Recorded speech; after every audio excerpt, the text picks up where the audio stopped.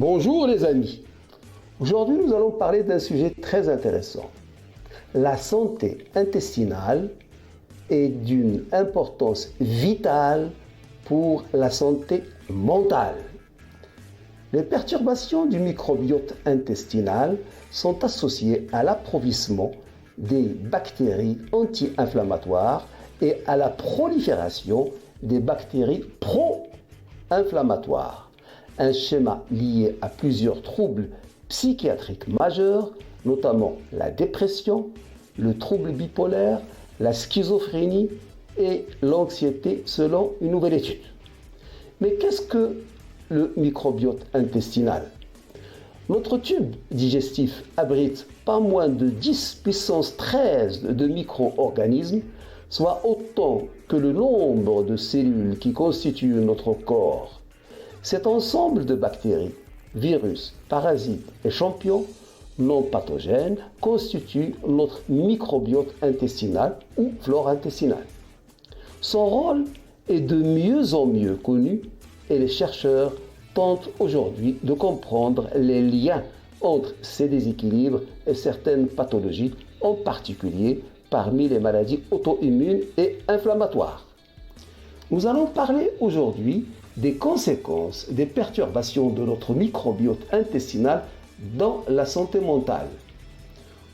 Une méta-analyse de 56 études englobant environ 2600 patients atteints de troubles psychiatriques a montré une diminution de la richesse microbienne chez les patients atteints de troubles psychiatriques par rapport aux témoins. Cette étude a été publiée en ligne le 15 septembre 2021 dans JAMA Psychiatrie. Ainsi, les cliniciens doivent accorder une grande attention à la santé intestinale lorsqu'ils envisagent le traitement de certains troubles psychiatriques.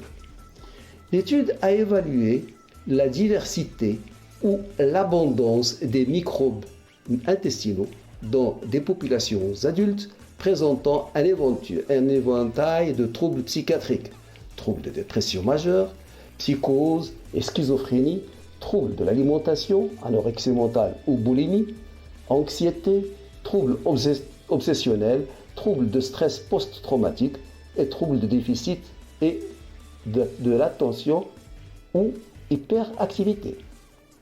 Que faire pour préserver son microbiote intestinal?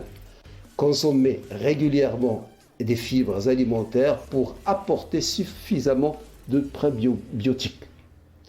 Les meilleures sources sont les fruits séchés et les légumineuses, soja, lentilles, pois chiches, haricots secs, etc. Ainsi que les produits céréaliers complets, riz, pain, pâtes, farine, avoine. Les légumes et les fruits sont également sources et sont riches en fibres selon leur nature. Évitez les pesticides en mangeant bio.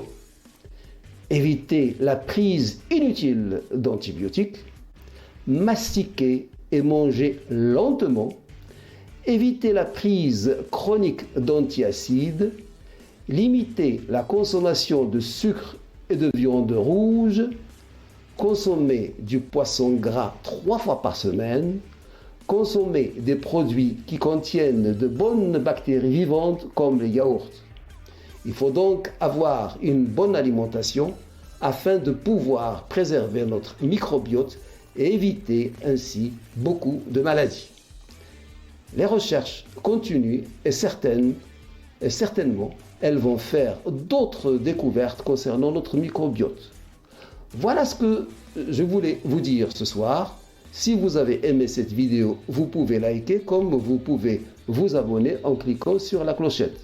Flash Actu Santé vous remercie de votre attention et vous donne rendez-vous demain.